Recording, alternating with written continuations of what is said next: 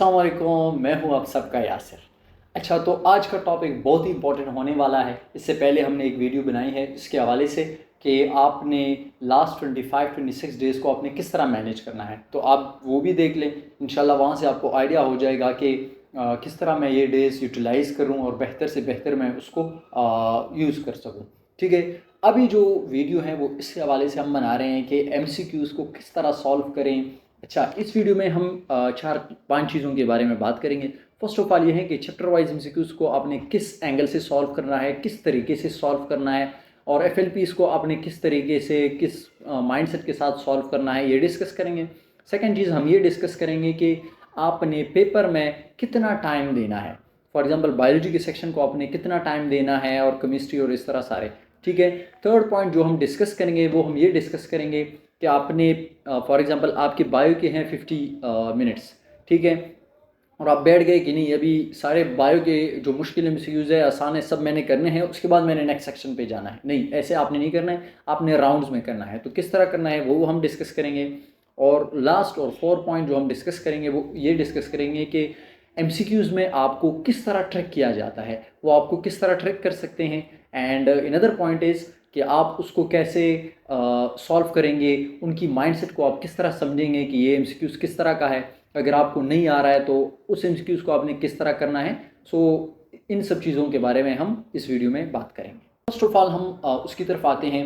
जब आप chapter wise MCQs solve करें, so you should have approach ये मैंने टाइम को नहीं देखना है, नाउ मैंने देखना है टू द कॉन्सेप्ट।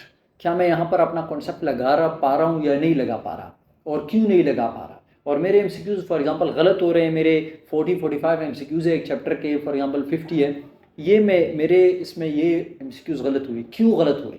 तो आपने फर्स्ट रिवीजन में इनको देखना है, नेक्स्ट रिवीजन में आपने ये करनी है कि इन चीज़ों को फिर अवॉइड करना है।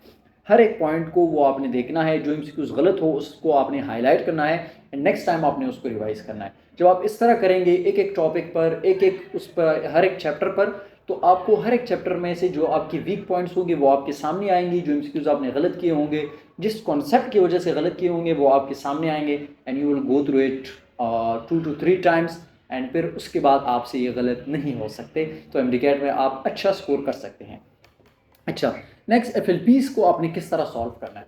FLP को आपने इस तरह सॉल्व करना है कि आपने टाइम को देखना है। आप अगर एकेडमी में किस जगह पर दे रहे हैं सो वेल एंड गुड, नहीं दे रहे हैं अपने घर पर ही आप सॉल्व कर रहे हैं, तो आपने ये करना है कि टाइमर लगाना है। और बाहर जो आपका रूममेट हो, अगर आप हॉस्टल में हो या घर हो, तो आपने उनको ये बताना है कि भाई मैं अभी 3.5 घंटे आई एम आउट और मैं बैठा हूँ, मैंने ये चीज़ करनी है। उसके बीच में आपका मोबाइल फ़ोन स्विच ऑफ होना चाहिए, और आपने प्रॉपर 3.5 घंटे में ही इसको सॉल्व करना है। ठीक है, now you have to track the time. ठीक है, अभी तक आप we were tracking the concept, now you have to track the time. अच्छा, सेकंड पॉइंट की तरफ आते हैं। सेकंड पॉइंट ये है कि टाइम डिस्ट्रीब्यूशन। टाइम डिस्ट्रीब्यूशन आपने MCAT में या FLP में किस तरह करना है, मैं अपनी तरफ से एक सजेस्ट कर रहा हूँ, बाकी आप खुद देख लें आपको कितना टाइम लग रहा है इन हर एक सब्जेक्ट में, तो उस तरह आप फिर कर सकते हैं।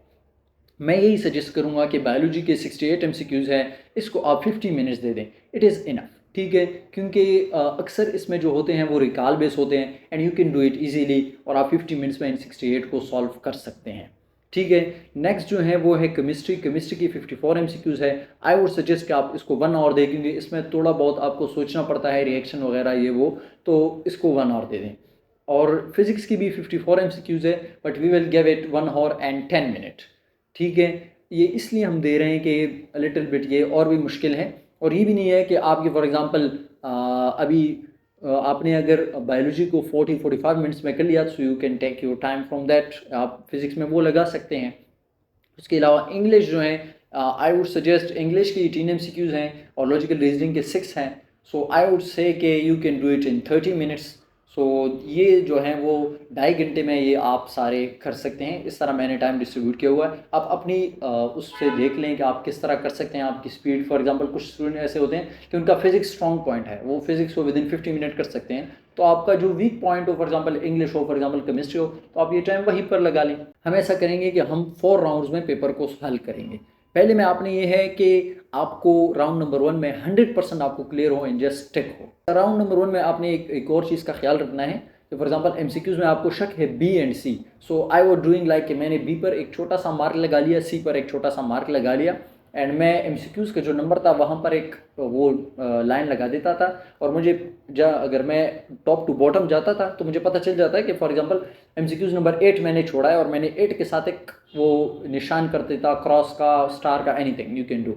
तो आपने छोटा सा वो बनाना है ताकि उनको भी वो ना हो कि यार ये कोई चीटिंग वगैरह कर रहा है या कोई इंडिकेशन दे रहा है, बट यू शुड नो कि यार ये एमसीक्यूज़ मुझसे रह रहा है। ऐसा ना हो कि आप बीच में फिर देख रहे हो कि हाँ भाई अभी मैंने ये किया, ये नहीं किया। इसका आपने ख्याल रखना है। राउंड नंबर 1 इस तरह हो गया। अच्छा, एक चीज़ ये है कि आपने साथ साथ बबल फिलिंग करनी है। ऐसा ना हो कुछ स्टूडेंट वो बाद में छोड़ देते हैं और फिर मसला होता है, बबल ही फिल नहीं किए, एमसीक्यूज़ आ रहे हैं सारे सॉल्व किए लेकिन फिल ही नहीं किए, तो आपने बबल शीट उस टाइम पर ही सॉल्व करना है।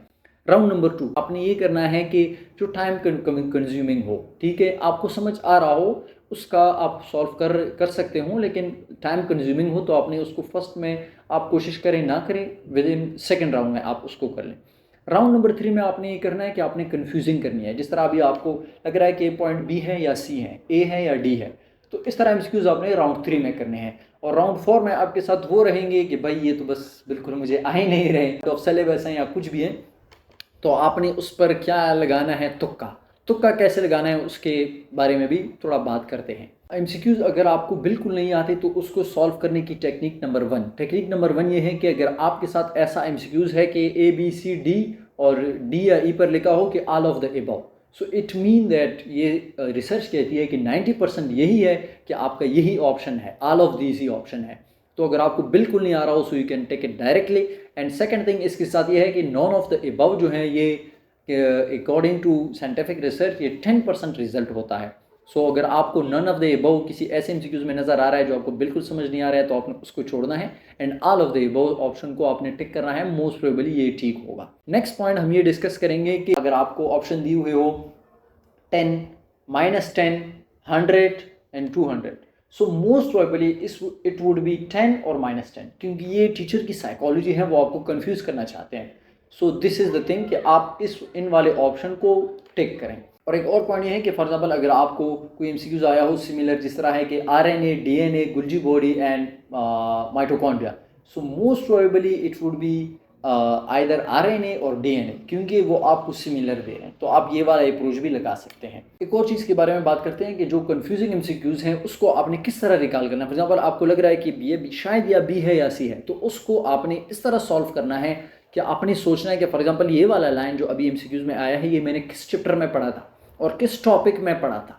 तो अ काइंड ऑफ हमारे ब्रेन में एक न्यूरॉन का साइकिल बना हुआ होता है, तो आप जब पॉइंट नंबर 1 क्लिक करेंगे कि फ़लाना चैप्टर, और नेक्स्ट पॉइंट आप ये क्लिक करेंगे कि फ़लाना टॉपिक में मैंने पढ़ा था, सो मोस्ट प्रोबेबली आपको वो समझ आएगा।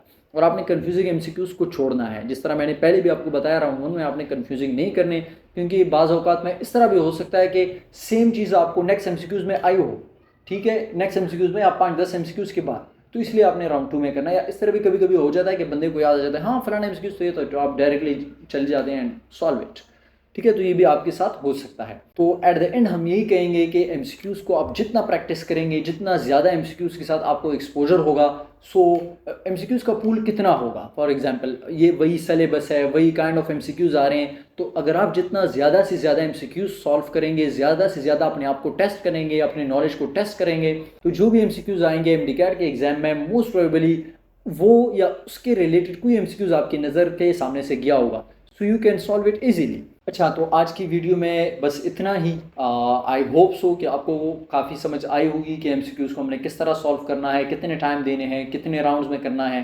तो अगर आपके कुछ और क्वेश्चन हो, you can just comment below and I will try कि मैं सबको आंसर कर लूँ। और इसके अलावा अगर आपको कोई ज़्यादा गाइडेंस चाहिए हो, so you can reach out to me through my insta account. इंशाल्लाह आई विल ट्राई कि मैं सबको टाइम पर जवाब दे सकूँ। Inshallah, see you in the next video with a new vibe, with a new energy, with a new topic.